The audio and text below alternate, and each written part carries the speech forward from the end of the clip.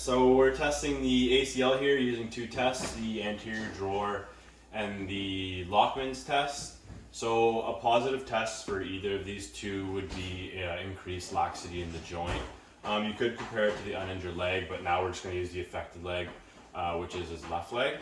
So instead of sitting, since we don't have our table, I'm just going to secure his foot in between my legs here with the knee flexed at 90 degrees, just to make sure his foot's not sliding forward. So I'm using my body weight and my knees to steady his foot here when his knee's at 90 degrees.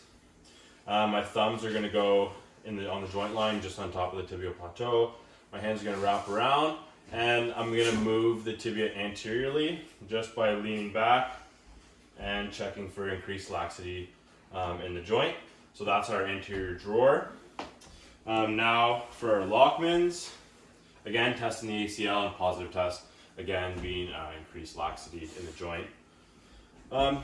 So we're moving the femur posteriorly and the tib anteriorly to test this. So my top hand's going to go over top, my fingers are going to wrap around, and my bottom hand, my thumb is going to go over top of the tibial tube with just a tiny bit of knee flexion here, and it's going to be in jerking motion again, femur going posterior and tib going anterior.